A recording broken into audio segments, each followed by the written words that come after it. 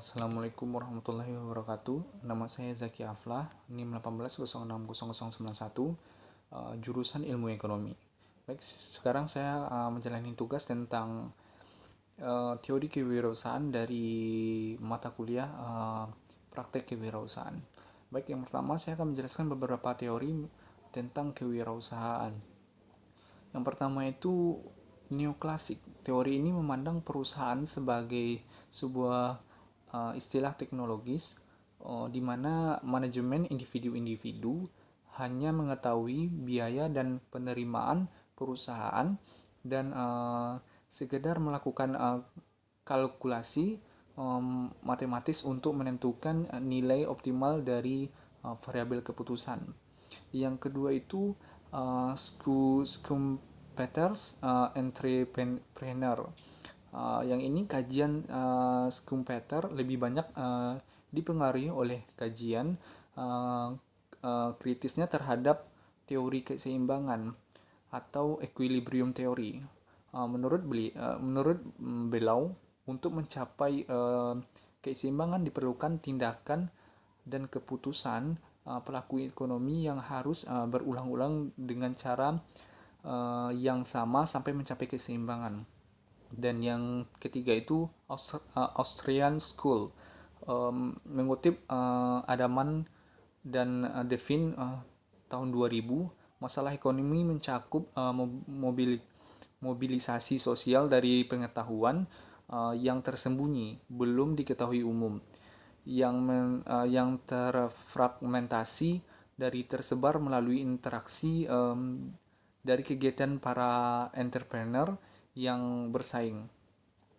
Ada dua konsep utama di sini, yaitu pengetahuan tersembunyi atau orang lain belum tahu dari pengetahuan tersebut terjadi melalui tindakan entrepreneur, dan seorang entrepreneur akan mengarahkan usaha untuk mencapai potensi keuntungan dan dengan demikian mereka mengetahui apa yang mungkin atau tidak mungkin mereka lakukan.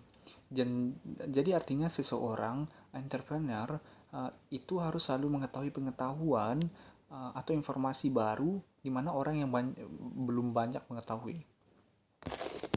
Yang kedua itu adalah unsur-unsur kewirausahaan. Ada beberapa unsur penting dalam kewirausahaan yang saling terkait dengan lainnya. Yang pertama itu pengetahuan, yang dimana kognisi, daya nalar, dan daya pikir dan inteligensi. Tingkat penalaran atau rationing atau kemampuan berpikir yang dimiliki seseorang dicirikan oleh daya pikir, pengetahuan, kepandaian intelektual atau unsur kognisi. Merupakan kemampuan inilah yang membedakan manusia dengan hewan. Kelahiran berbagai kreasi dan penemuan baru. Kreasi dan penemuan baru ini menjadi ujung tombak kemajuan bangsa. Yang selanjutnya adalah keterampilan atau psikomotor. Berpikir saja tidaklah dapat mewujudkan sesuatu. Sesuatu itu dapat diwujudkan jika ada tindakan. Keterampilan merupakan tindakan raga, terutama tangan dan kaki, untuk melaksanakan sesuatu kerja, dan dari kerja tersebut baru akan terwujud hasil karya. Berbagai macam hasil karya terlahir dari orang-orang yang mempunyai keterampilan. Yang selanjutnya adalah sikap mental. Seseorang mungkin saja mempunyai otak yang cerdas dan keterampilan tinggi, namun jika ia malas, lamban, atau tidak mempunyai keberanian dan apalagi ceroboh, tentulah hal ini tidak menjamin untuk dapat sukses. Sukses dapat digapai jika mempunyai pemikiran, keterampilan, sikap mental maju. Yang selanjutnya adalah intuisi. Sebenarnya ada faktor lain selain kecerdasan penalaran, keterampilan, dan sikap mental yang berpengaruh atau sukses seseorang, yaitu daya intuisinya. Daya intuisi ini adalah daya ramal atau dikenal dengan feeling seseorang yang sulit digambarkan apakah ini hasil pemikiran atau khayalan. Jika seseorang merasakan bahwa apa yang dia lakukan itu benar atau membawa keuntungan, maka sering apa yang semulanya hanya dirasakan itu kemudian setelah diperjuangkan terbukti benar adanya. Oke, yang ketiga adalah ciri-ciri wirausaha. Berikut terdapat beberapa ciri dalam wirausaha yang baik, yakni sebagai berikut. Yang pertama adalah selalu berpikir positif. Yang kedua adalah jujur santun.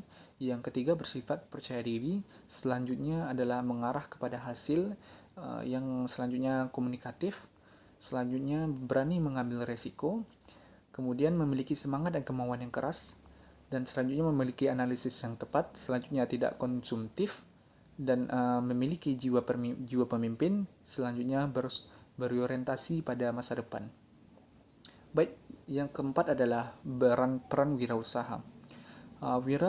Wirausahawan mempunyai peran yang sangat tinggi dalam perekonomian negara, yaitu menciptakan lapangan kerja, mengurangi pengangguran, meningkatkan pendapatan masyarakat.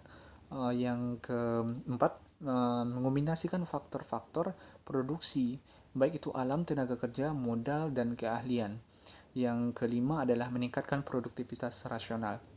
Yang kelima adalah etika berwirausaha. Etika berwirausaha dalam istilah lebih populernya adalah etika bisnis. Seseorang wirausaha harus mampu menjaga dan melestarikan etika bisnis yang bisnis yaitu suatu kode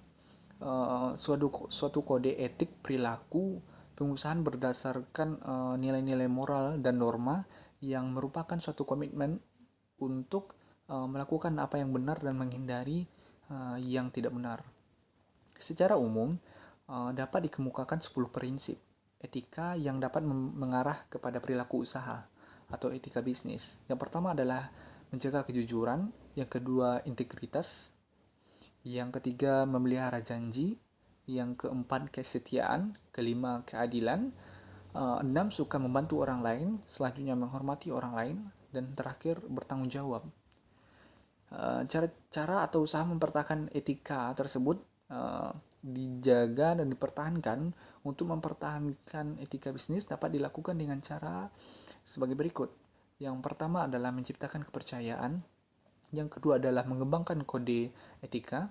Yang selanjutnya menjaga kode etik secara adil dan konsisten. Yang keempat adalah melindungi hak perorangan. Selanjutnya mengadakan pelatihan dan sosialisasi etika. Yang selanjutnya melakukan audit etika secara periodik. Selanjutnya mempertahankan standar etika yang tinggi. Selanjutnya menciptakan budaya komunikasi dua arah. Dan yang selanjutnya menghindari dari perbuatan tercela. Dan yang terakhir melibatkan semua personal karyawan dan mempertahankan etika. Baik, yang keenam adalah sikap wirausaha. Yang pertama itu adalah disiplin. Dalam melaksanakan kegiatannya, seseorang wirausaha harus memiliki kedisiplinan yang tinggi. Arti dari kata disiplin itu sendiri ialah ketetapan komitmen wirausahawan terhadap tugas dan pekerjaannya. Dan yang kedua adalah berkomitmen tinggi. Contoh komitmen dalam wirausahawan terhadap orang lain, terutama konsumen, ialah pelayanan prima yang berorientasi pada kepuasan konsumen, kualitas produk yang sesuai dengan harga produk yang ditawarkan, dan selanjutnya penyelesaian bagi masalah konsumen dan sebagainya. Yang selanjutnya adalah bersifat jujur. Ya, kejujuran dalam berperilaku bersifat kompleks. Kejujuran mengenai karakteristik produk, barang, dan jasa yang ditawarkan. Kejujuran mengenai promosi yang dilakukan. Kejujuran mengenai pelayanan penjualan yang dijanjikan oleh kejujuran, mengenai segala kegiatan yang terkait dengan penjualan produk yang dilakukan oleh wirausahawan. Yang selanjutnya adalah kreatif dan inovatif. Untuk dapat memenangkan persaingan, maka seseorang wirausahawan harus memiliki daya kreatif yang tinggi. Daya kreativitas tersebut sebaiknya dilandasi dengan cara berpikir yang maju, penuh dengan gagasan-gagasan dan yang berbeda dengan produk-produk yang telah selama ini di pasar. Yang selanjutnya adalah mandiri. Kemandirian merupakan sifat mutlak yang harus dimiliki seseorang wirausahawan. Pada prinsip, seseorang wirausahaan harus memiliki sikap mandiri memenuhi kegiatan usahanya. Dan selanjutnya adalah realistis. Banyak seseorang calon wirausahawan yang berpotensi tinggi namun pada akhirnya mengalami kegagalan hanya karena wirausahawan tersebut tidak realistis, objektif, dan rasional dalam pengambilan keputusan bisnisnya. Karena itu dibutuhkan kecerdasan dalam melakukan seleksi terhadap masukan-masukan, sumbangan saran yang ada keterkaitan erat dengan tingkat keberhasilan usaha yang sedang dirintis. Selanjutnya adalah jenis-jenis usaha. Jenis-jenis usaha ini antara lain adalah kegiatan di bidang agraris. Kegiatan di bidang agraris, kegiatan usaha di bidang agraris yaitu yang berupa usaha yang dilakukan dalam sektor pertanian maupun ke perkebunan. Yang kedua adalah kegiatan bidang ekstraktif. Kegiatan usaha bidang ekstraktif ini yaitu berupa usaha-usaha yang dilakukan di sektor pemungutan hasil hutan, penggalian dan penambangan hasil bumi. Yang ketiga adalah kegiatan di bidang industri.